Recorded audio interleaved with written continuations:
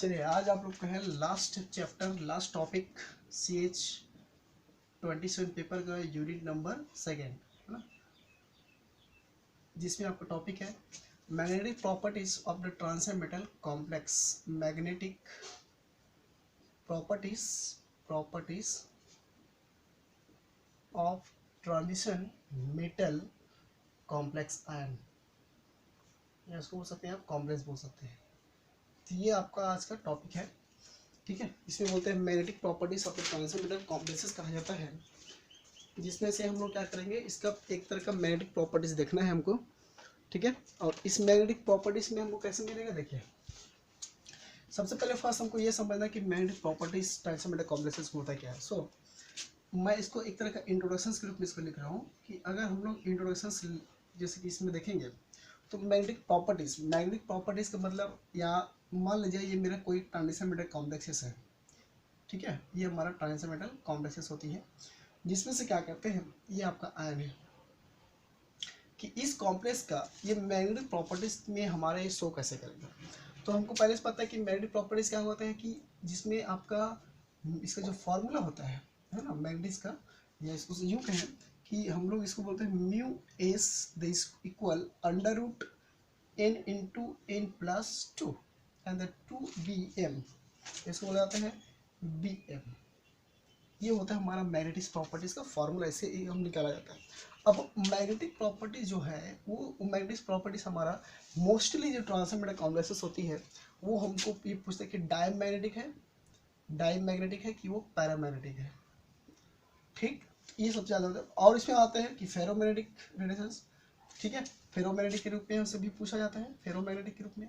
तो ये हमारा दो जो इलेक्ट्रॉन्स के थ्रू हम इसको क्या कहते हैं, डिफाइन करते हैं, डायमैग्नेटिक और पैरामैग्नेटिक। तो यहाँ पे हमारा क्या करते हैं कि ऐसा प्रॉपर्टीज या ऐसा कॉम्प्लेक्स है जिसमें क्या करते हैं अनपेयर्ड इलेक्ट्रॉन प्रेजेंस हो, there is the defined as magnetic properties of the transition metal complexes. Okay, magnetic properties of transition metal complexes are due to the presence of unpaired electron in, है ना, R is the presence to, है ना, मतलब यहाँ पे जो आपका ये जो इसका प्रिपरेशन करेगा यहाँ पे कैसे हो, presence of the presence unpaired electron is called of the magnetic properties in the transmitter। देखिए इतने में आपको डेफिनेशन यहाँ पे कंप्लीट हो जाती है कि क्या बोलते हैं कि the magnetic properties of the transition metal complexes is the presence of unpaired electrons, so it's called of the magnetic properties in the, so there is a two part defined is the diamagnetic and the paramagnetic. Now in the short formations of this the electron pairing in the presence of the orbitals is the called of the diamagnetic. These are denoted by this these are denoted by this the actually so configurations may be the decided. These are configurations point in configurations।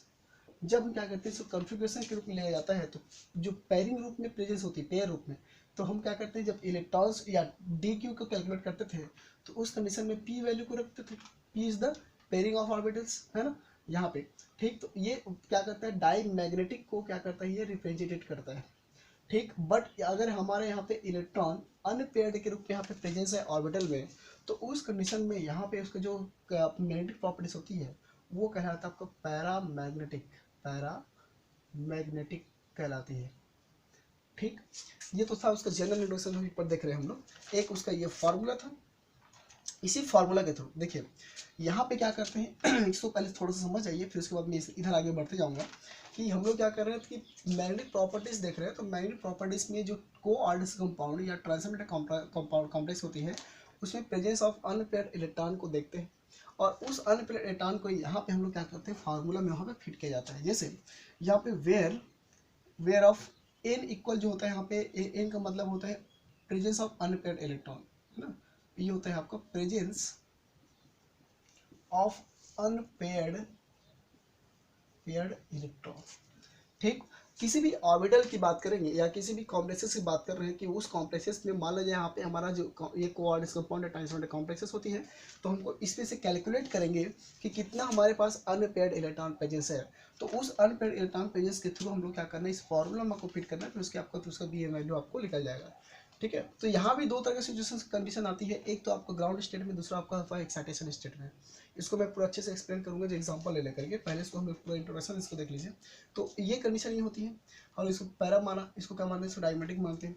जब इसमें क्या करते हैं, actually configuration होती है। Now इसमें जब हम लोग क्या करते हैं, एक्चुअली कॉन्फ़िगरेशन किया जाता है, तो क्या करते हैं, दो तरह का डिसाइडेड होती है। एक तो करते हैं आपका पेरिंग ऑर्बिटल द पी के रूप में, ठीक है। यहाँ पे होता है कि अगर हम लोग इसको या यूँ कहें, यहाँ पे चलिए यहाँ पे एक्चुअली कॉन्फ़िगरेशंस या इसको कॉन्फ़िगरेशंस के रूप में लिख लीजिए।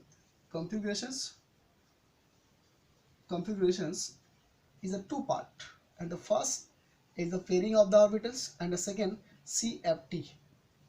CFT की कंडीशन में क्या होता है, CFT की कंडीशन के अकॉर्डिंग हम लोग क्या करते हैं, डेल जीरो का वैल्यू निकाला जाता है, डेल की वैल्यू।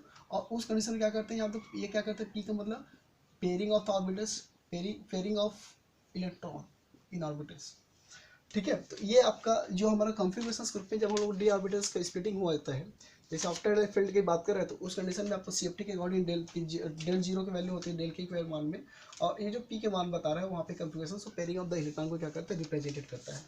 बट अगर हम लोग ऑक्टेट की बात करें, ये आपका ऑक्टेडल है, अगर हम लोग इस ऑक्टेडल की बात करते हैं तो ऑब्वियसली यहाँ पे D1, D2 और D3 जो होती है वो जनरली T2G ऑर्बिटल में ऑक्यूपाइड होती है ना।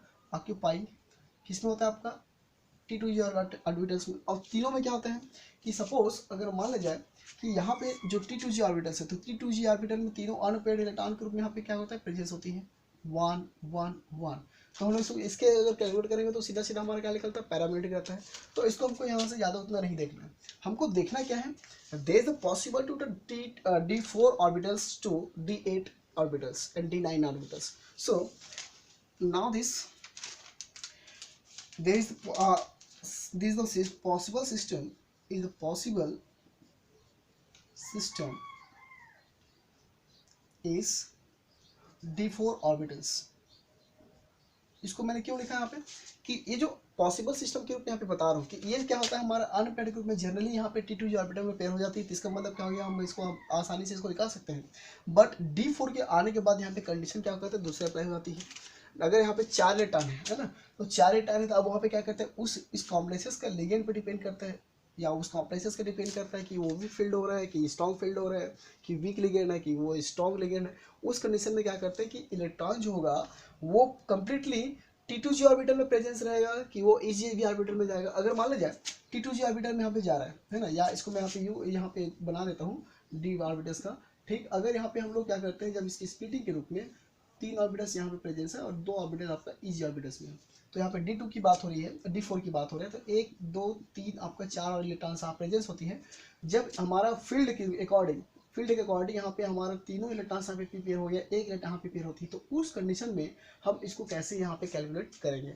या यहाँ पे आपका EG की जगह आपका T2G ऑर्बिटल में जाता है, अगर वो क्या करता है कंडीशन वो, अगर वो हमारा वीक फील्ड कंडीशन में हो, तो उस कंडीशन में हमारा पहले जब ये पूरा कंप्लीटली पेयर होगा तब क्या कहा जाता है, वो EG ऑर्बिटल्स में। तो उस कंडीशन में हमारे पे 2 दिख रहे हैं, ठीक है। यहाँ पे 2 ऑर्बिटल्स हो गए। अगर हम EG में रखेंगे तो फिर यहाँ पे 4 अनपेयर्ड इलेक्ट्रॉन है, तो उसमें हम लोग क्या करते हैं, इसको कैलकुलेशन इसको कैसे करना होता है। तो इस तरह से कंडीशन में इसको इसलिए लिखा जाता है कि अगर दोनों तरह की कंडीशन यहाँ पे अप्लाई होती है। एक इसको शॉर्ट फॉर्म में लिखा जाता है, तो उस कंडीशन जो होती है, एक तो वो कहलाता है आपका T2G 3 एंड T2G3 EG1, या इसी का T2G 4, या इसको बोलते हैं EG0।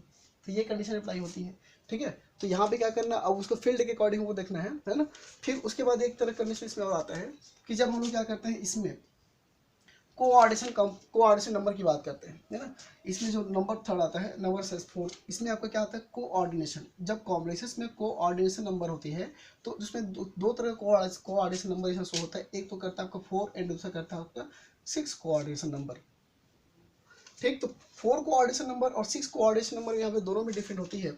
जब कंपाउंड आपका, इसको मैं थोड़ा क्लियर कर रहा हूँ, जब कंपाउंड आपका क्या होता है, यहाँ पे अगर 4 कोऑर्डिनेशन नंबर है लाइक दिस, यहाँ पे आपका 4 कोऑर्डिनेशन कंपाउंड होती है, तो उस कंडीशन में यहाँ पे इसका जो कॉम्प्लेक्सेस का वहाँ पे नेचर्स होती है, या तो फिर वो टेट्राहेड्रल होगा, या तो फिर क्या होगा, वो स्क्वायर पेयर होगा, ठीक है। ये कंडीशन हुआ। अगर हमारा ये जो कॉम्प्लेक्सेस होती है ना, मेटल लिगेंड कॉम्प्लेक्सेस यहाँ पे लिखूँ, तो यहाँ पे अगर हमारा 6 कोऑर्डिनेशन नंबर होती है, तो इस कंडीशन में क्या बनाता है, आपका ये ऑक्टेट कॉम्प्लेक्स प्रिपेयर करता है। तो हमको सबसे पहले क्या करना है कि इसको देखना है ये अगर 4 कोऑर्डिनेशन नंबर होती है तो उस कंडीशन में 4 कोऑर्डिनेशन नंबर में यहाँ पे आपका चारों जो कोर होती है वो, जिसमें से आपका क्या कहते हैं सेंटर मेटल एटम को क्या करते हैं पूरा लिगेंड क्या करते हैं घेर के रखा रहता है। चाहे आप स्क्वायर पेयर की बात करें, चाहे आप क्या किसी बात करें टेट्रा की बात करते हैं, तो टेट्राहेड्रल की अगर जैसे हम लोग बात करेंगे तो टेट्राहेड्रल की कंडीशन में क्या करते हैं, जैसे कि सपोज एग्जांपल अगर यहाँ पे कोई वीक लिगेंड के रूप में प्रेजेंस हो, जिससे आपका न्यूट्रल लिगेंड आपका अमोनिया, ठीक है, दीज आर अमोनिया। तो ये अमोनिया ग्रुपेन में क्या करते हैं हमारे यहाँ पे टेट्राहेड्रल कॉम्प्लेक्सेस क्या करते हैं प्रिपरेशंस करती है। और ये जो टेट्राहेड्रल कॉम्प्लेक्सेस प्रिपरेशंस करने के बाद इसका जो कंडीशंस होगा वो क्या देता है इसमें आपका ये पैरामेरिट देगा। अब पैरामेरिट क्यों देगा इसको मैं एग्जाम्पल लेके यहाँ पे शो करूंगा मैं। जैसे स्क्वायर पेनल कॉम्प्लेक्सेस बात कर रहे हैं तो इस स्क्वायर पेनल कॉम्प्लेक्सेस में ये क्या करते हैं एक तरह का डायमेटिक शो करता है। जनरली डायमेटिक क्या करता है कॉम्प्लेक्सेस शो करेगा। अब ये क्या करता है कि हमारा इस पे तो sp3 हाइब्रिडेशन होती है, बट स्क्वायर पेनल कॉम्प्लेक्स में क्या कहता है dsp2, मतलब कि यहाँ पे डी ऑर्बिटल्स में क्या करेगा एक ऑर्बिटल लिगेंड के लिए बचा रहता है, बाकी सब क्या करता है आपका ये पेयरिंग ग्रुप में प्रेजेंस होती है। ठीक है, जैसे हम लोग निकिल की बात कर रहे हैं, निकिल जैसे टेट्रासाइक्लोनिक्लेट हो गया, ठीक है, टेट्रासाइक्लोनिक्लेट हो गया। टेट्रासाइक्लोनिक्लेट में यहाँ पे क्या करता है पूरा कंप्लीट आपका जो 8वां इलेक्ट्रॉन्स होती है किसका निकिल का 2+ चार्जेस रहेगा। तो यहाँ पे देखिए पूरा इलेक्ट्रॉन क्या होता है पेयर के रूप में प्रेजेंस होगा, जो मैं एग्जांपल के रूप में इसका एक्सप्लेन करता हूँ। जैसे मान लीजिए यहाँ को ऑर्डिनल नंबर के रूप में हमारे पास, पहले इसको समझ जाइए फिर उसके एग्जांपल लेके सबको एक्सप्लेन करते जाऊंगा। ठीक, ये होता है आपका कोऑर्डिनेशन सिस्टम के रूप में। जब हम लोग इसको कोऑर्डिनेशन के रूप में सिस्टम में देख रहे हैं, यहाँ पे 4 है, यहाँ पे आपका 6 है, तो उस कंडीशन में यहाँ पे आपका जो टेट्राहेड्रल 4 कोऑर्डिनेशन नंबर में टेट्राहेड्रल और एक बनाता है आपका स्क्वायर पेयर है। तो टेट्राहेड्रल के रूप में हमारा वीक लिगेंड और स्क्वायर पेयर का क्या होता है आपका ये वीकली स्ट्रॉन्ग लिगेंड के रूप में प्रेजेंस होती है, जो dsp2 हाइब्रिडेशन पे फेयर करता है, डायमेटिक शो करता है, आपका पैरामेरिट शो करता है। ठीक है, तो ये होती है हमारा कोऑर्डिनेशन स्पेयर ग्रुप में। जबकि ऑक्टेट कॉम्प्लेक्सेस में आपका सिचुएशन के अकॉर्डिंग क्या करता है ये अलग अलग तरह से प्रिपेयर करता है। अब यहाँ पे क्या करते हैं, यहाँ भी 2 तरह कंडीशन होती है। जब वो ग्राउंड लेवल में स्टेट में होते हैं तो उस कंडीशन में एन का वैल्यू क्या होगा, ठीक है, अगर वो एक्साइटेशन स्टेट में वैल्यू है तो वहाँ पे एन का वैल्यू क्या होगा। तो दोनों क्या होता है आपके यहाँ पे क्वेश्चन मार्क होती है कि जब हम ग्राउंड स्टेट में रहेंगे तो उसका n number of unpaired electron कितना होता है। जब वो एक्साइटेशन स्टेट में आता है, जब लिगेंड से पेयरिंग करेगा तो उस कंडीशन में नंबर ऑफ इलेक्ट्रॉन्स कितना प्रेजेंस होगा उसको देखा जाता है इसमें। ठीक है, तो ये होता है आपका इसमें ये कंडीशन से अप्लाई होती है जिसमें हम लोग क्या करते हैं टोटल आप इसको देखेंगे। अब मैं इसको बारी बारी से एग्जांपल लेकर एक्सप्लेन करूँगा नेक्स्ट वीडियो में।